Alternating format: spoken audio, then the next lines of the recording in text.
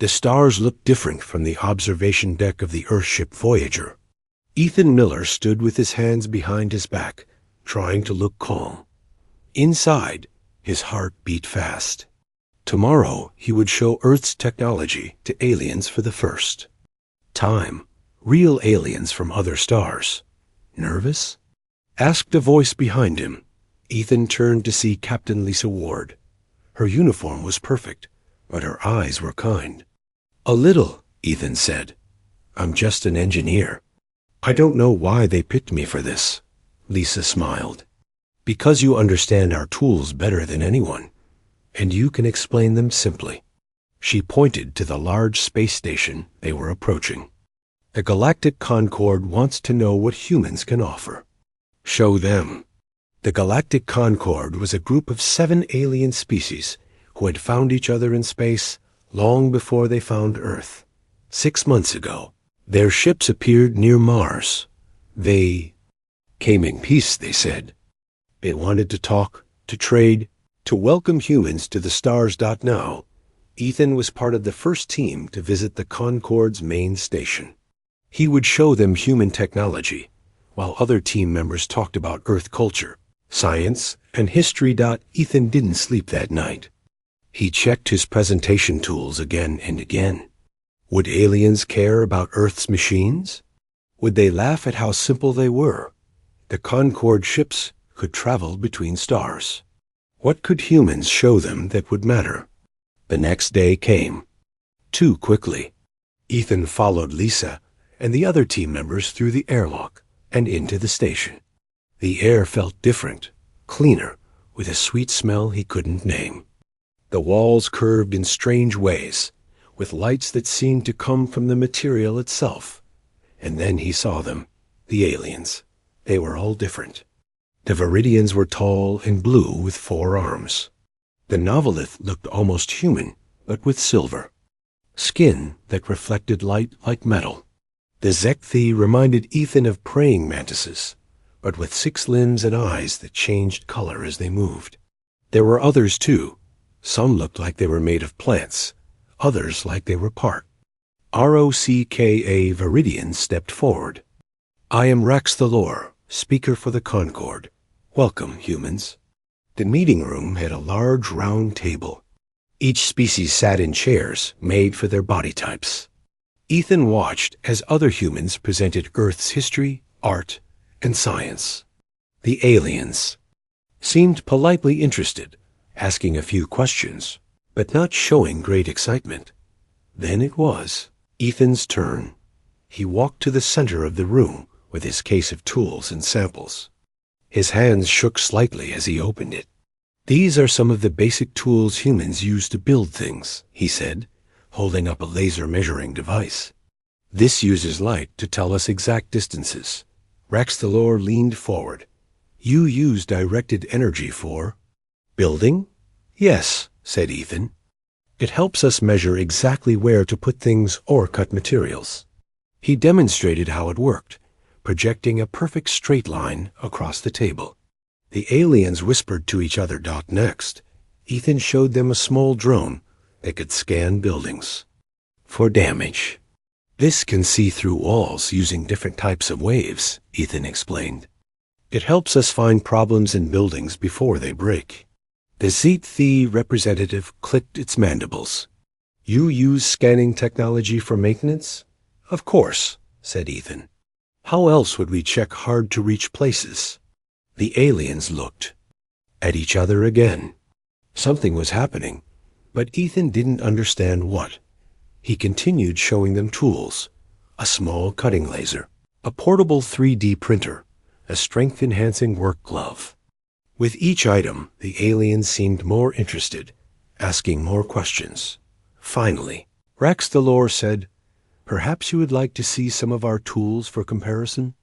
A Novelith brought out what they called precision instruments. Ethan was shocked. Their measuring tools were less accurate than Earth's. Their cutting tools were slower and less precise. "I don't understand," Ethan said to Lisa during a break.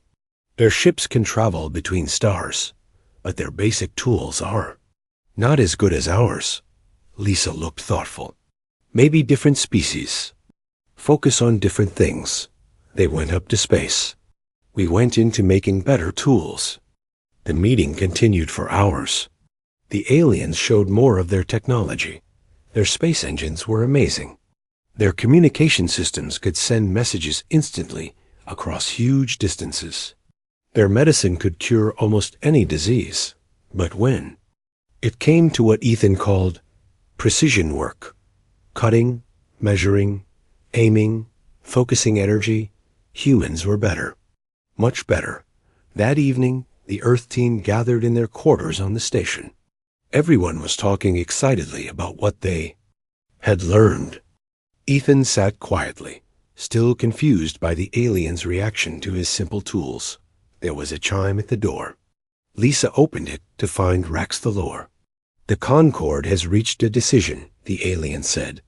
"We would like to offer Earth membership in the Galactic Concord." The room erupted in cheers. This was better than anyone had hoped for. Full membership would mean access to faster-than-light travel, advanced medicine, and trade with all 7 species. "There is one condition," Rax the Lore continued when the noise died down. "We request that humans establish a security technology exchange program with all Concord members." "Security technology?" Lisa asked. "Yes. Your precision tools, your energy directing systems, your targeting capabilities. We find them ... uniquely advanced." After Rax the Lore left, Lisa pulled Ethan aside. "Do you understand what just happened?" she asked. Ethan shook his head. "Think about it," Lisa said. "Our measuring tools are targeting systems. Our cutting lasers. Our weapons, just smaller. Our scanning drones are surveillance. But we use them for building things," Ethan said. "Yes, we do. But they're seeing something else. Something in our history that made us create tools that can be used in multiple ways." Lisa looked out at the stars. "I think they want our weapons." "Technology, Ethan. Or what could become weapons technology." "But we came in peace," Ethan said. "We didn't bring weapons." "No, but we brought the knowledge to make them. Knowledge from thousands of years of human conflict." Lisa's face was serious. "The question is, what do we do now? Do we share this knowledge? Do we become the weapon makers for the stars?" Ethan looked at his case of simple tools, tools that had suddenly become much more important than he ever imagined.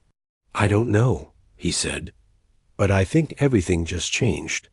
As the Earth team celebrated their success, Ethan couldn't stop thinking about the future. Humans had reached the stars hoping to learn from advanced aliens.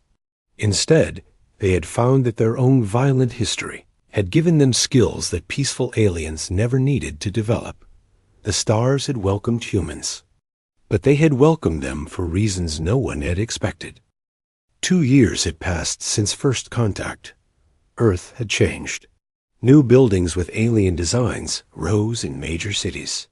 Strange ships flew through the skies. Humans learned about other worlds and began to travel to the stars. Jack Summers wiped sweat from his face as he looked at the glowing design on his screen. His office was in a new building in Houston, built specially for what the government called Concord Technology Exchange. The sign outside said, "Earth Defense Systems." Everyone knew what that really meant. "Is it ready yet?" asked a voice behind him. Jack turned to see Narration, the Novelith ambassador. The alien's silver skin reflected the blue light from the screens. "Almost," Jack said. "The new shield design can stop the energy weapons you showed me last week." "But it uses a lot of power." Narration nodded. His movements were smooth, like flowing water. "The Dakari Empire has developed a new phase cannon. Your previous shield is no longer sufficient." Jack sighed. This was his life now. Every month, some alien faction created a new weapon. Every month, humans had to design a defense against it. The truth had become clear within months of joining the Galactic Concord. Despite their advanced space travel and medicine, the alien species had evolved, with almost no warfare. They rarely fought each other. They didn't hunt animals for food. Their weapons technology had barely changed for thousands of years. Humans were different. Born on a planet full of predators, with a history full of wars, humans had always built better weapons. What aliens took centuries to develop, humans could design in months. "I'll have the new stellar shield ready by next week," Jack promised. Narration looked relieved. "Good. The Zekthi worlds near Dakari space are worried." After Narration left, Jack sat back in his chair. 2 years ago, he was designing farm equipment. Now he created defensive systems used across the galaxy. His work protected millions of alien lives, but not everyone on Earth was happy about this. That same evening, Dr. Nicole Reeves stood before the United Nations Security Council in New York. On screens behind her, images showed Earth's new orbital factories. They were huge rings that circled the planet, built with alien help but run by humans. "We didn't join the stars to become arms dealers," Nicole said, pointing to the screens. "In just 2 years, we've gone from a peaceful first contact to building weapons for half the galaxy." Secretary Alan Foster stood up. "With respect, Dr. Reeves, we're primarily building defensive systems. Shields, early warning systems, protective armor. And in return, we've gained faster-than-light travel, advanced medicine, and trade agreements worth trillions. Our economy has never been stronger," added another council member. "Unemployment is at its lowest point in history. Earth has never been safer." Nicole shook her head. "But where does it end? The Viridians are already asking for more efficient energy weapons. The Zekthi want targeting systems for their ships. These are not just defenses anymore." The debate continued for hours. Outside the UN building, people held signs. Some supported the weapons programs. Others protested against them. Earth was divided. Meanwhile, in orbit above Earth, the factories kept working. Each specialized in different security technologies for various alien factions.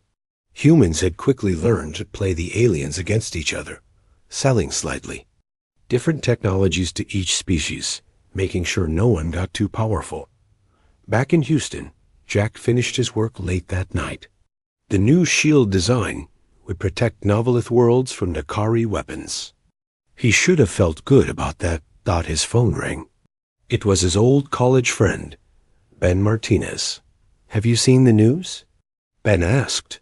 "They're expanding the Mars facilities. My company just got a contract to build targeting systems for the Zekthi." "Defensive?"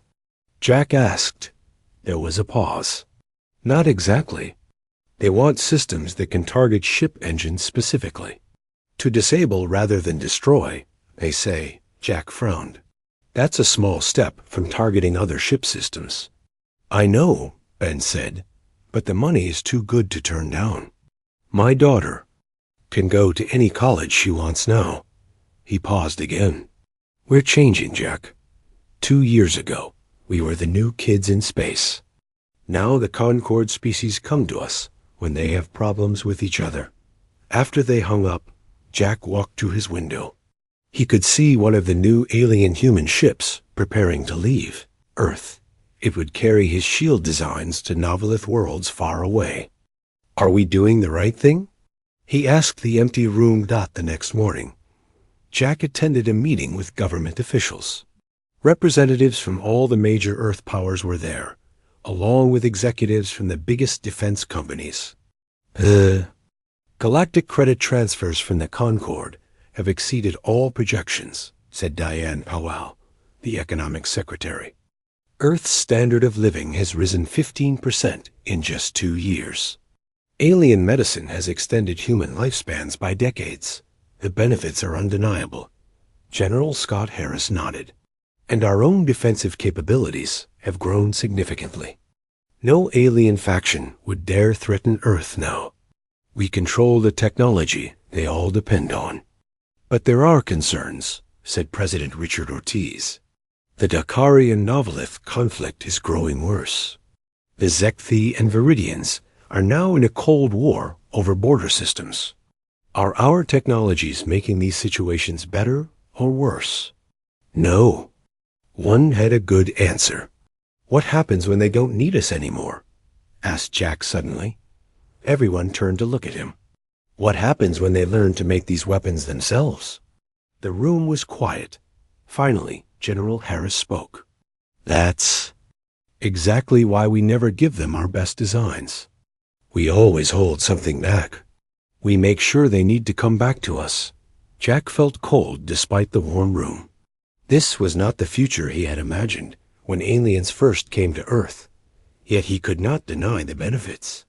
His own parents were using alien medicine that had cured diseases humans thought were untreatable. As the meeting ended, President Ortiz pulled Jack aside.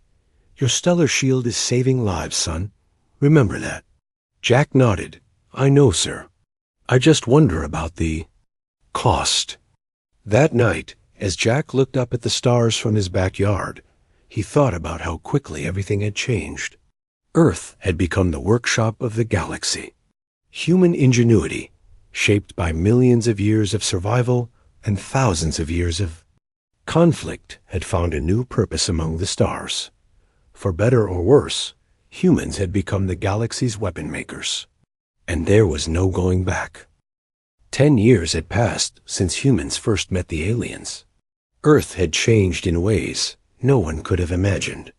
The night sky glowed with massive space stations that circled the planet. These were not just places where people lived. They were factories, building security technologies for the many species of the Galactic Concord. Frank Daniels stood at the window of his office on the largest station, Luna Prime. Below him, Earth looked peaceful and blue. Above him, ships from a dozen alien worlds waited to collect their orders. "The quarterly numbers are ready, sir," said his assistant, handing him a tablet. Frank nodded. As the CEO of Terran Defense Systems, the largest weapons company in human history, these numbers meant a lot to many people. "Production of gravity manipulation systems is up 30%, he read aloud. "Smart matter armor is now standard for 3 major Concord factions." He smiled. "Our shareholders will be pleased." His assistant didn't smile back. "There's also a message from Dr. Russell. She says it's urgent." Frank's smile disappeared. Olivia Russell was his top scientist, working in a secret lab under the Rocky Mountains. If she said something was urgent, it probably was. An hour later, Frank's private shuttle entered Earth's atmosphere. The blue planet had prospered from the alien contracts. Cities had grown larger but cleaner. New technologies from the stars had solved old problems like pollution and food shortages. People lived longer, healthier lives, but not everyone was. Happy with Earth's new role in the galaxy, Frank's shuttle landed at a small airfield in Colorado. A car was waiting to take him to the mountain laboratory. As they drove, he saw protesters on the road, holding signs that read, "Stop making death. Can weapons today, war tomorrow." Deep inside the mountain, Olivia Russell waited in her lab. She was a small woman with serious eyes that had seen too little sunlight. Around her, screens showed complex simulations. "What's so urgent?" Frank asked after the security doors closed behind him. Olivia pointed to the main screen. "The Zekthi have asked us to build this." Frank studied the designs. It looked like a simple satellite, small enough to fit on a medium-sized ship. "What does it do?" "It creates a field that destabilizes subatomic particles," Olivia said, her voice flat. "In simple terms, it makes matter fall apart." Frank looked at her. "A disintegration weapon?" "Worse. It doesn't just destroy matter. It creates a chain reaction. If used on a planet—" She didn't finish the sentence. Frank felt cold. "They're asking us to build planet killers now." "Yes. Why would they want this?" Frank asked, though he already knew the answer. The Zekthi and Dakari conflict has gotten worse. 3 border. Systems are under Dakari control now. The Zekthi say they need a deterrent. Frank walked to the window and looked out into the lab. Scientists worked on various projects, each deadlier than the last. When had this become normal? We can't build this, he said finally. If we don't, someone else will, Olivia replied. The Viridians have started their own weapons research, using our older designs as a starting point. They're catching up. This was the fear that kept Frank awake at night. Humans had become essential to the galaxy because they could build weapons that others couldn't. But they were also teaching aliens how to think like humans. Eventually, the students might surpass the teachers. There's something else, Olivia said. She touched her screen, and a new image appeared. It showed what looked like a small metal ball. We found this hidden in the last Dakari trade shipment. It's a data collector. They've been spying on us, trying to steal our newest designs. Frank wasn't surprised. The balance of power in the galaxy depended on who had the best weapons. And everyone knew those weapons came from Earth. What do you recommend?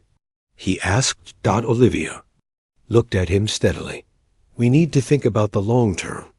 Right now, we're making weapons for everyone, trying to keep the peace by making sure no one side gets too powerful. But what happens when they don't need us anymore? It was the question everyone had been asking for years. We need something they can't copy, Olivia continued. Something they don't even understand. Like what? I have some ideas. But they'll take time and resources. And we'll need to keep them secret, even from our alien partners. Frank nodded slowly. Do it. Whatever you need. As he left the mountain, Frank thought about how humanity's position had changed. They had gone from newcomers to essential partners in just 10 years. The galaxy relied on human ingenuity, but that reliance was a fragile thing. Back on Luna Prime, Frank called an emergency meeting with the other major defense company CEOs. They gathered in a secure room, free from any possible alien surveillance. We have a problem, Frank began. The Zekthi want planet killers. The Dakari are stealing our designs. The Viridians are learning to make their own weapons. Paul Green from Orbital Dynamics cursed. We knew this day would come. We need a new approach, said Maria Chun from Global Defense Initiative. We can't just be arms dealers anymore. We need to be peacekeepers. Peacekeepers? Someone scoffed. With what authority? With the authority that comes from controlling the flow of weapons, Maria replied. We've been selling to all sides, trying to maintain balance. Maybe it's time we were more selective. The idea hung in the air. It was dangerous. It meant picking winners and losers in alien conflicts. It meant making Earth a target.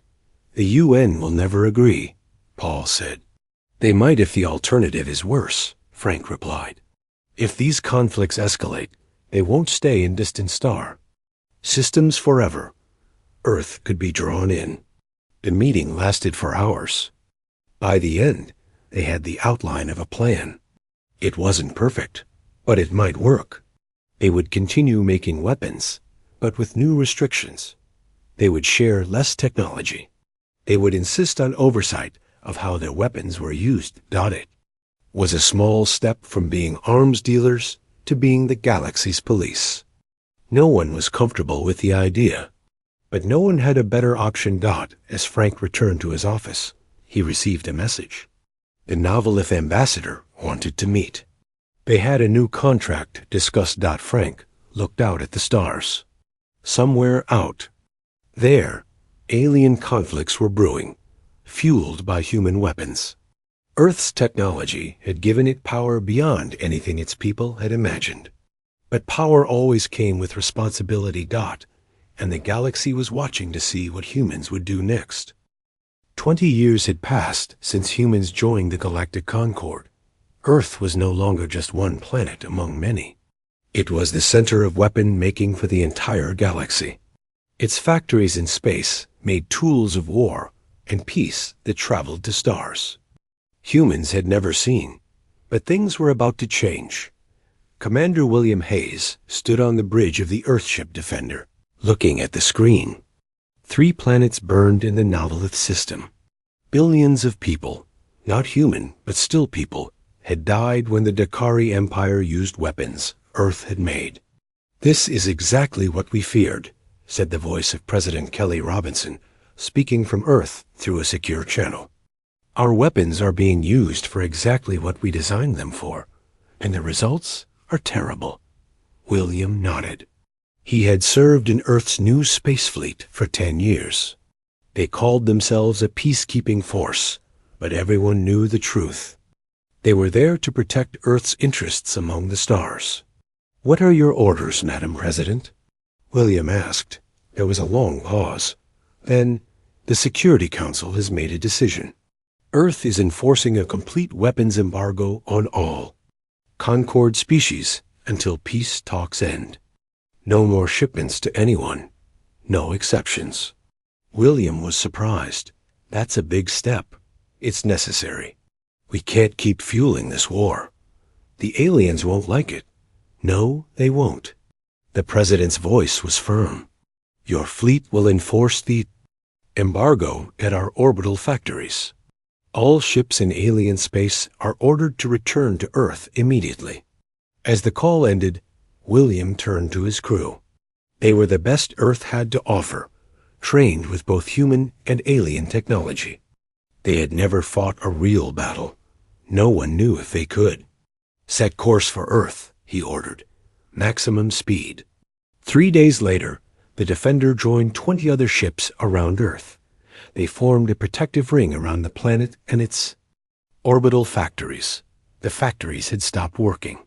The alien ships that usually collected weapons now waited, confused and angry. William received a message from the Dakari fleet. "Your weapons embargo is illegal," said the Dakari commander, a tall being with gray skin and eyes like black pools. "We have contracts. We have paid in advance. You will deliver our weapons." "All contracts are suspended," William replied, following his orders. "Earth will not supply any more weapons until the conflict ends and peace talks begin." The Dakari commander's face darkened. "Then we will take what is ours." The alien ships moved closer. There were 30 of them, larger than Earth's vessels. They had been customers, not enemies. Until now, William called an emergency meeting with his captains. "They're serious," said Captain Susan Red of the ship Courage. "They'll attack if we don't give them what they want." "We can't fight them all," added Captain Eric Johnson of the Guardian. "They outnumber us, and they're using our own weapons." William looked at the tactical display. The situation was bad, but he had one card left to play. "There's something you all need to know," he said. "Something very few people know. We've never given the aliens our best technology. We've always kept our most advanced systems for ourselves." The captains looked surprised. "Earth Defense has been developing weapons we never sold to anyone," William continued. "Weapons designed to defend Earth if this day ever came." "What kind of weapons?" Susan asked. William pulled up new information on the display. "Shields far beyond anything we've shared. Energy weapons that can disable ships without destroying them, and a few other surprises. Will it be enough?" Eric asked. William didn't know. But they were about to find out. The Dakari fleet moved into attack position. William sent one last message to them. "We hoped we'd never need to use these." He transmitted as Earth's orbital defense grid activated. Hidden platforms around the planet powered up, generating shields far stronger than anything the aliens had seen before. The Dakari fired first. Energy beams struck Earth's new shields and faded away, doing no damage. The aliens fired again, using different weapons. Again, the shields held. "Now we show them what we can do," William said. "Target their engines only. Disable, don't destroy. Earth ships and platforms fired new weapons. Beams of light that seemed to bend in impossible ways hit the Dakari ships. Their engines shut down. Their weapons went dark. Ship after ship lost power but remained intact. "What is this?" demanded the Dakari commander, his voice filled with surprise and fear. "These are not weapons you sold to anyone." "No," William agreed. "These are the weapons we kept for ourselves. The ones we hoped we'd never have to use." The battle, if it could be called that, lasted less than an hour. Not a single life was lost. But the message was clear. Earth was no longer just a weapon maker. It was a military power in its own right. The Dakari fleet retreated, limping away on backup power. Within days, news spread throughout the galaxy. The weapons makers had weapons of their own, far beyond what they sold to others. 1 week later, William sat in a large meeting room on Luna Prime. Around the table were representatives from all the major Concord species, including the Dakari and the Novelith. None of them looked happy. President Robinson spoke from the head of the table. "Earth will no longer supply offensive weapons to any species engaged in active conflict. We will continue to provide defensive systems and non-military technology, but the days of unrestricted arms sales are over." "You have no right to make such decisions," said the Dakari representative. "You are not the rulers of the galaxy." "No, we're not," the president agreed. "But we are the makers of the tools that have fueled these conflicts. And we have decided to change our role." The Novelith ambassador, whose people had suffered most in the recent attacks, looked at the humans with new respect. "What do you propose instead?"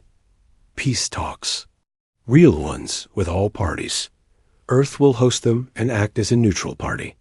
"And if we refuse?" asked the Dakari. William spoke up. "Then you will have to find new weapon suppliers and face the reality that your current weapons may not be effective against newer defenses." It was a delicate threat, carefully worded. But everyone understood. The meeting lasted for 3 tense days. There were threats and angry words. But in the end, a ceasefire was agreed upon. For the first time, humanity sat at the head of the diplomatic table, not just as weapons suppliers, but as a force for peace. As William returned to his ship, he thought about how strange the journey had been. Humans had entered the stars, hoping to learn from older, wiser species. Instead, they had become teachers. And now, reluctant guardians. The weapons that had made Earth rich and powerful might now help make the galaxy more peaceful. But the price had been high. Too high, William thought, remembering the burned planets. He looked out at the stars and wondered what would come next. 50 years had passed since humans first met the aliens.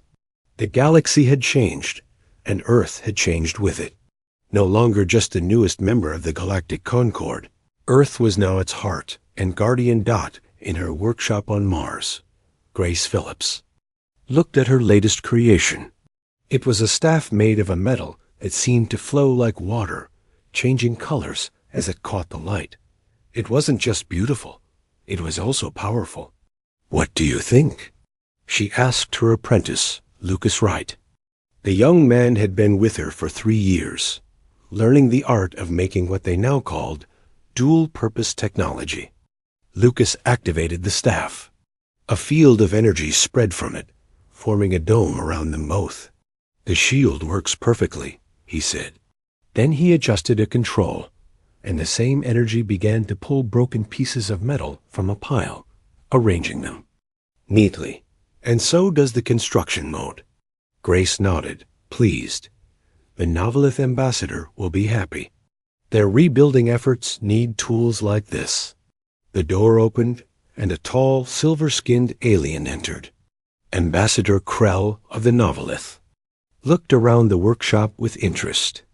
His people had been Earth's strongest allies since the Great Conflict 25 years ago. "Is it ready?" he asked, his voice musical. "Grace, handed him the staff. Test it yourself. The ambassador activated the shield, then switched to the construction mode. He nodded, satisfied. Perfect. With tools like this, we can rebuild our outer worlds much faster. He looked at Grace with his silver eyes. You humans have come a long way from the weapons you once sold us. Grace smiled. We still make weapons when needed, but we found better uses for our technology. After the ambassador left with his new tool, Lucas helped Grace clean up the workshop. Through the large windows, they could see the sprawling city of New Armstrong, the largest human settlement on Mars. Beyond it, fields of green showed where terraforming was changing the red planet. When does the ceremony start? Lucas asked Grace. Check the time. In 3 hours, we should get ready. Later that day, they stood in the grand hall of the Concord Embassy on Mars. Representatives from all member species were there, along with human leaders. Today marked the 50th anniversary of Earth. Joining the Galactic Concord, President Aaron Foster stood at the center of the room. Behind him was a display showing images from the past 50 years. First contact, the early weapons trade, the conflict that almost became a war, and finally, the peace that followed. 50 years ago, the president said, humans were newcomers to the stars. We were welcomed for an unexpected reason, our skill at making weapons. Our violent history, which we had often seen as a shame, became valuable in a galaxy where few species had needed to develop such skills. The aliens in the room nodded. It was a truth they had all come to accept. For a time, we embraced that role too fully, the president continued. We became the galaxy's arms dealers, selling to all sides, growing rich, but also feeding conflicts we barely understood. Grace remembered those days. She had been a young engineer then, designing targeting systems that could work in space. It had seemed exciting at first, until the consequences became clear. 25 years ago, we faced a choice, the president said. Continue as we were, or use our power differently. The Terran Accords, which we celebrate today, were our answer. On the screen, images showed the signing of the Accords. Humans and aliens together, agreeing to new rules about weapons technology. Earth would still make security systems, but with strict controls on how they could be used. And more importantly, Earth would focus on dual-purpose technology, tools that could both protect and build.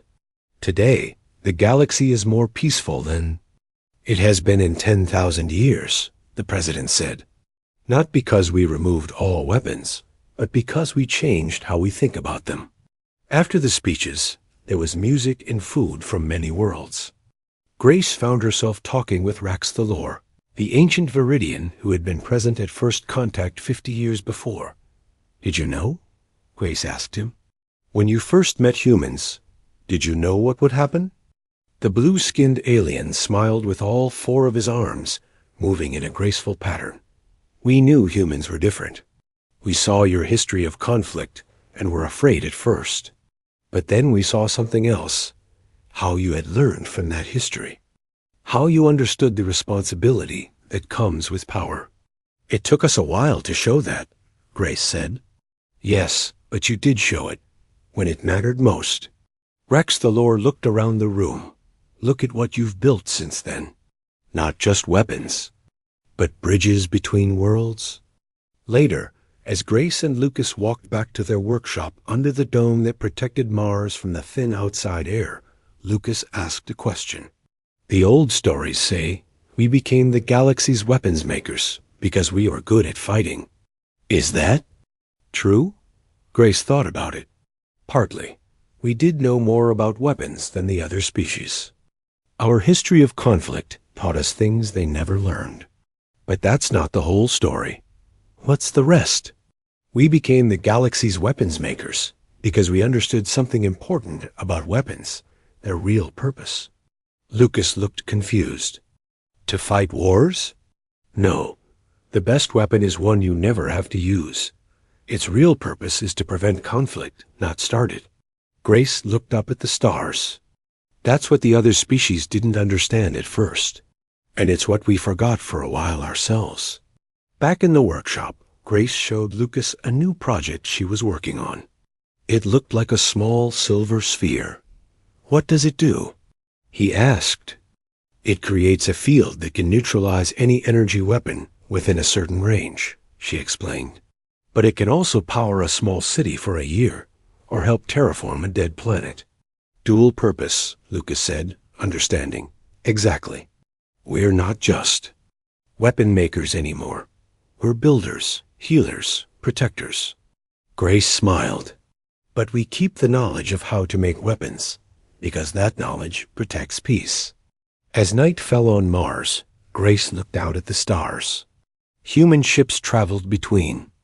Those stars now, carrying not just weapons, but all kinds of technology. Earth had found its place in the galaxy, not just as the makers of tools for war, but as the guardians of a fragile peace. The irony wasn't lost on her. Humanity's violent past had given them the knowledge that made them valuable to peaceful aliens, but it had also taught them the true cost of using that knowledge unwisely.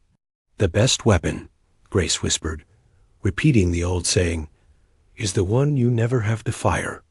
And the galaxy was safer because humans understood that truth.